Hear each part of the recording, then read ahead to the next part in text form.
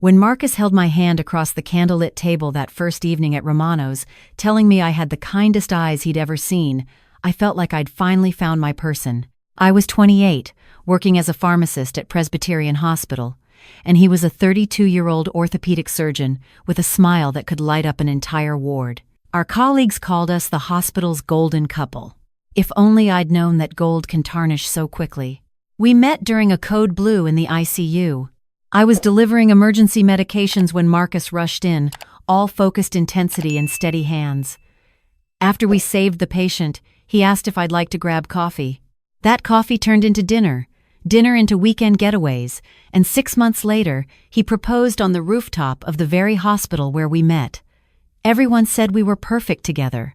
A doctor and a pharmacist, both dedicated to healing, both from good families, both ready to build something beautiful. The engagement period felt like a dream. Marcus introduced me to his mother, Vivienne, at an elegant brunch in her Victorian home. She was impeccably dressed in cream and pearls, her silver hair styled in a perfect chignon. She examined me the way a jeweler examines a stone, her blue eyes calculating my worth. "A pharmacist," she said, her smile not quite reaching those cold eyes. "How practical. Though I do hope you'll consider your appearance more carefully once you're part of our family, dear." Marcus's late father, God rest his soul, always said a woman represents her husband's success. I laughed it off as old-fashioned thinking. Marcus squeezed my hand under the table, and I convinced myself that was enough, that he was on my side. The wedding was everything I'd dreamed of. 200 guests, a string quartet, roses everywhere. When Marcus said his vows, his voice cracked with emotion, and I saw tears in his eyes. This was my future. This brilliant, successful, sensitive man who cried at our wedding. We honeymooned in Santorini. For 2 weeks, it was paradise. Marcus was attentive, romantic, constantly taking photos of us, posting them with captions about his beautiful bride and our perfect life together. I should have noticed how much he cared about those posts, how often he checked the likes and comments. The change started small. So small, I almost missed it. 2 weeks after we returned, I was talking to Dr. Chen, a colleague from the hospital, in the cafeteria. We were discussing a patient's medication interactions when I felt Marcus's hand on my elbow, gripping just a bit too tight. "Ready to go, sweetheart?" His voice was pleasant, but his fingers dug into my arm. In the car, he was silent. Then, "You seemed very friendly with Dr. Chen." "We were talking about a patient," I said, confused. "You were laughing. It was a joke about the cafeteria food. I don't like other men making my wife laugh." His hands were white-knuckled on the steering wheel. Then, just as quickly, he relaxed and smiled. "I'm sorry. I'm just crazy about you. Is that so wrong?" I told myself it was sweet, that he loved me so much he got a little jealous. That's what you tell yourself at first. 3 months into our marriage, Vivienne started visiting. A lot.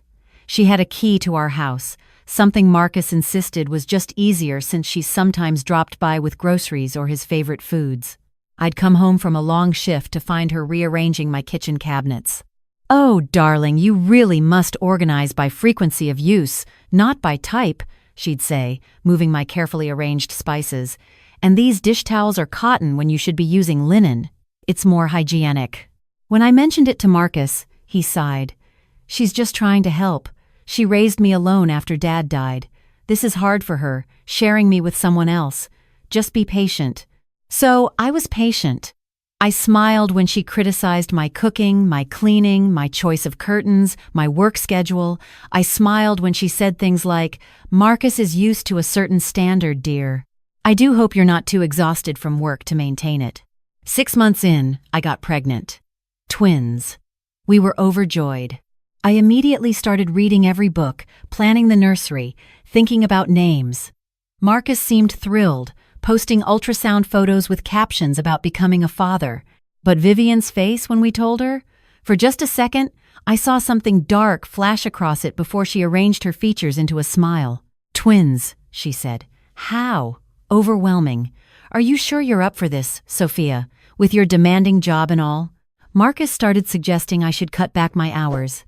"Then that maybe I should quit entirely. The babies need you," he'd say. And honestly, It's embarrassing when people ask what my wife does and I have to say she still works. Like I can't provide for my family. When I said no, that I loved my career, he didn't argue. He just went quiet. That silence was somehow worse than yelling. The criticism started increasing. The way I folded his shirts was wrong. The dinner I made wasn't seasoned properly. I left a light on in the hallway. I forgot to record his favorite show. Each mistake was met with that cold, disappointed look. Sometimes he wouldn't speak to me for days. "You're just like every other woman," he said once, his voice dripping with contempt. "I thought you were different, special. But you're just ordinary, aren't you?" Vivian was there more and more, always with some new critique. "You look tired, dear. Exhausted, really. You should take better care of yourself. What will people think? Or, is that what you're wearing to the hospital fundraiser? Well, I suppose it's fine. If you want people to think Marcus married beneath him." I started to shrink, to doubt myself. Was I actually a bad wife? Was I failing at this?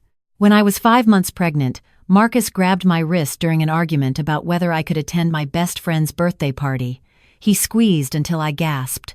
"Don't you ever disrespect me like that again," he hissed. Then he let go, looked horrified, and pulled me into a hug. "Oh, God, baby, I'm so sorry. I don't know what came over me. It's just I love you so much, and the stress of the babies, and work, and I'm terrified of being a father and messing it up. Please forgive me." I forgave him. Because that's what you do when someone you love makes a mistake, right? When they're sorry? It happened again 2 weeks later. And again. Each time followed by apologies, by tears, by promises it would never happen again. Each time I believed him a little less. Vivian walked in on us once, right after he'd shoved me against the kitchen counter. I thought finally, someone sees. Someone who can talk sense into him. She looked at me with cold disdain. "What did you do to upset him? Marcus is a good boy, a successful surgeon. He doesn't just lose his temper for no reason." I realized then that she knew, had always known. Maybe had even taught him that this was acceptable. At 6 months pregnant, I dropped a necklace, a family heirloom that Vivian had given me to wear to a hospital gala. I didn't drop it carelessly, the clasp broke. It scattered across the marble floor of our bedroom, pearls rolling everywhere. Vivian was there within minutes. Marcus must have called her. "You careless, useless woman!" she screamed, her composed facade cracking. "That was my grandmother's, priceless. And you treat it like costume jewelry." The clasp broke, I started, on my hands and knees, heavily pregnant, trying to gather the scattered pearls. Excuses! Always excuses. I told Marcus you weren't refined enough for this family. Marcus stood in the doorway, watching. I looked at him, pleading silently for him to defend me, to tell his mother the truth about the broken clasp. "How could you be so clumsy?" he said quietly. "My mother trusted you with something irreplaceable." Something in me broke then, more thoroughly than any necklace clasp. "It was an accident," I whispered. "You're always making excuses," he said, his voice rising. "Nothing is ever your fault, is it? The mess in the kitchen, the bills you forgot to pay, the appointments you missed. I didn't miss any appointments." "Don't interrupt me!" His hand shot out and grabbed my arm, hauling me to my feet. At 6 months pregnant with twins, my balance was already precarious. "You're pathetic. I work 14-hour days saving people's lives while you can't even take care of a simple necklace." "Marcus, please." He shoved me backward. Not hard, he'd probably say later. Just a push. But I was pregnant, off balance, and at the top of our stairs. I felt my foot slip. Time seemed to slow down. I saw Vivian's face, not horrified, but coldly satisfied. I saw Marcus's hand still extended, his eyes widening as he realized what was happening. Then I was falling. My last thought before my back hit the stairs was, "Please, not my babies. Please." I don't remember hitting the bottom. I remember pain, sharp and consuming. I remember trying to curl around my stomach, to protect them. I remember blood. I remember screaming, "My babies! Please, my babies!" Marcus was there, suddenly, his face white. "Sophia! Oh God, Sophia! Call an ambulance!" I sobbed. He pulled out his phone, but his hands were shaking so badly he dropped it. Vivienne picked it up, and I swear I saw her hesitate, just for a second. Then she dialed. The paramedics came. They were people I knew from the hospital, Janet and Mike. I saw the recognition in their eyes, then the careful blankness as they saw me at the bottom of the stairs, my husband hovering, his mother standing rigidly in the background. "What happened?" Janet asked me gently while Mike checked my vitals. "I fell," I whispered. "Because what else could I say? That my husband pushed me? Dr. Marcus Chen, the celebrated orthopedic surgeon? Who would believe me?" But Janet's eyes met mine, and I saw that she understood everything I wasn't saying. At the hospital, they rushed me into emergency. The twins were in distress. I might have been bleeding internally. Everything was chaos and fear and pain. They managed to stabilize me and the babies, but I had to stay in the hospital for monitoring. High-risk pregnancy bed rest, they called it. Marcus visited every day, bringing flowers, apologizing, crying. "It was an accident," he kept saying. "You lost your balance. I tried to catch you. Oh God, if I'd been faster." Vivienne came once, stood at the foot of my bed, and said, "I do hope you'll be more careful in the future, dear. These stairs are quite dangerous for someone so clumsy." I said nothing. I was done speaking. Dr. Sarah Martinez was assigned to my case. She was older, kind, with wise eyes that had probably seen everything.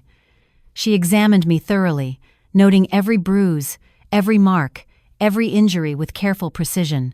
"Sophia," she said quietly, "one day when we were alone, I need to ask you something, and I need you to be honest with me.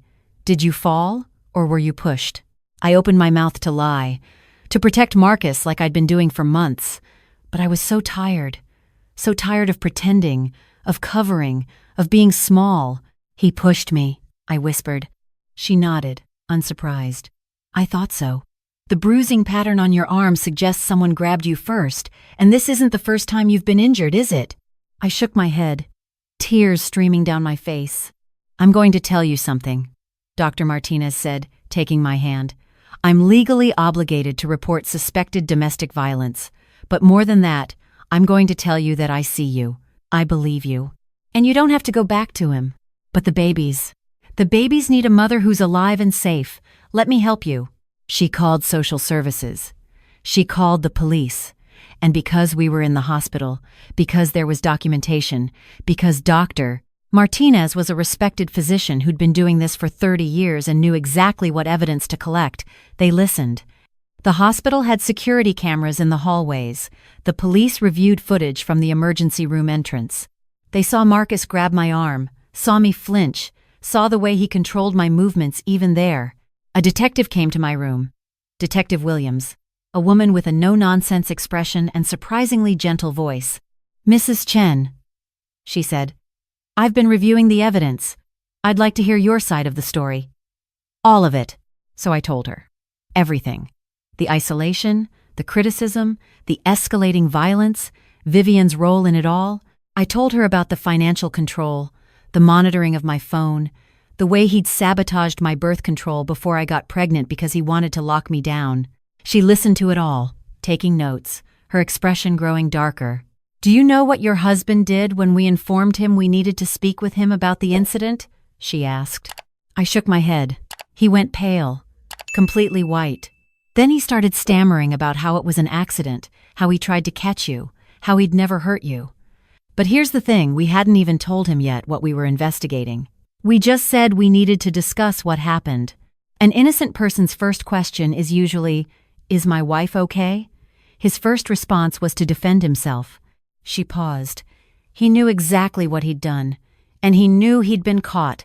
The legal process was a nightmare. Marcus hired an expensive lawyer. He tried to claim I was unstable, that pregnancy hormones made me irrational, that I'd lost my balance and was now trying to blame him.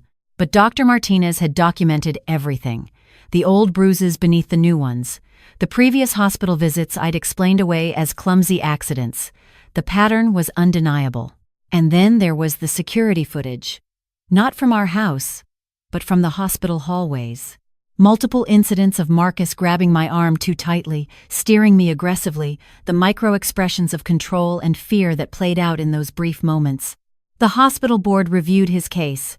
Dr. Marcus Chen, celebrated surgeon, pillar of the community, abuser. They suspended him pending investigation. Vivian tried to visit me once more. Security escorted her out when she called me a liar and a homewrecker, screaming about how I was destroying her son's life. I gave birth to my twins at 7 months. Emergency C-section. Emma and Ethan, tiny and perfect and fighting. They spent 3 weeks in the NICU, and every day I sat between their incubators, promising them a better life than the one I'd been living.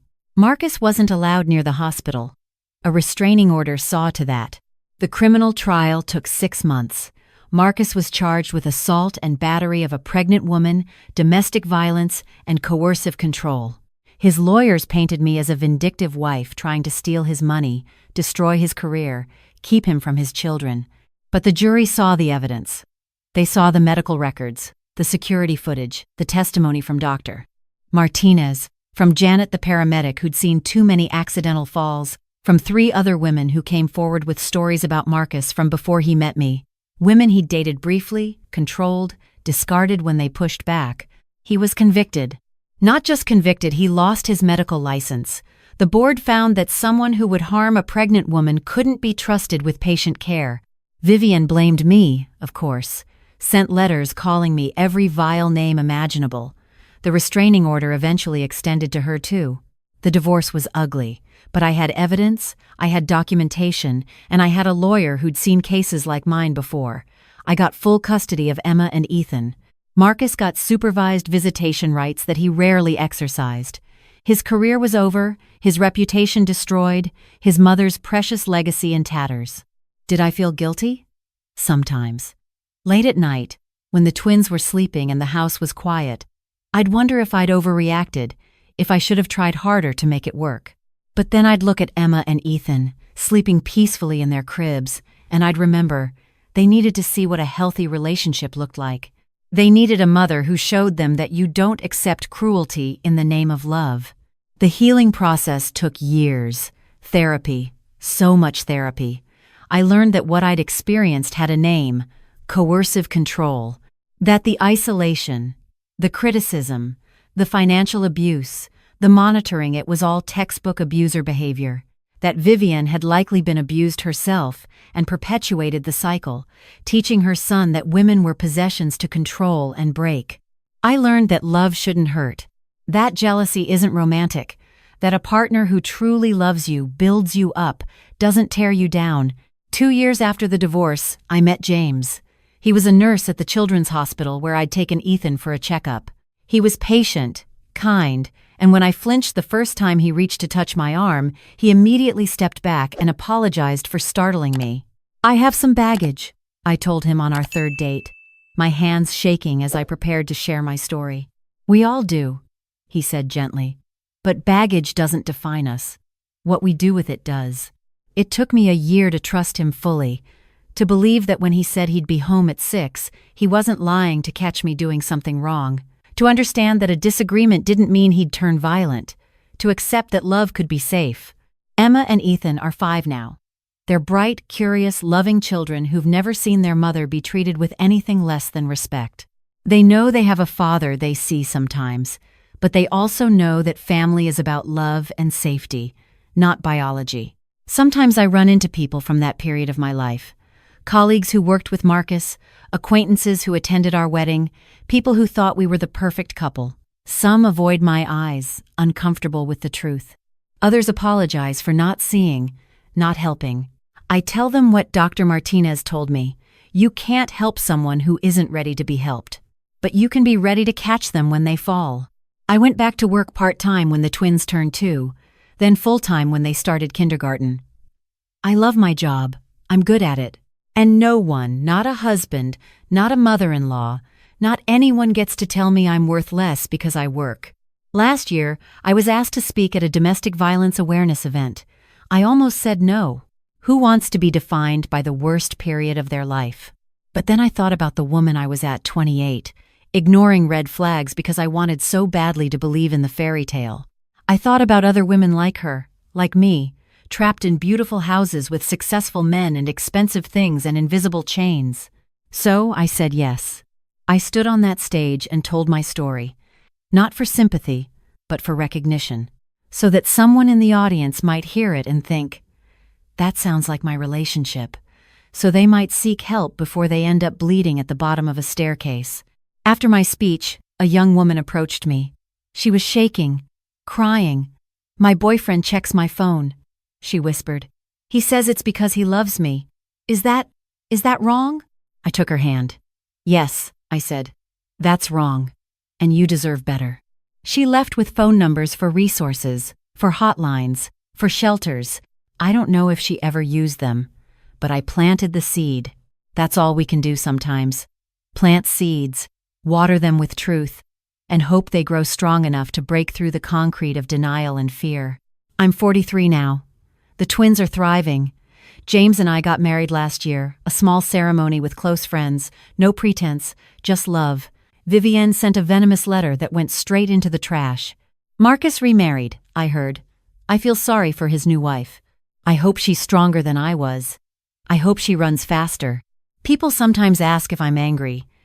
If I hate Marcus and Vivienne for what they did to me, the truth is, I'm not angry anymore. Anger is exhausting, and I spent too many years being exhausted. What I am is grateful. Grateful for Dr. Martinez, who saw me and believed me. Grateful for Detective Williams, who took me seriously. Grateful for Janet, the paramedic, whose careful documentation helped build my case. Grateful for every person who chose to help rather than look away. And I'm grateful for that broken necklace. Strange as it sounds, those scattered pearls were my wake-up call.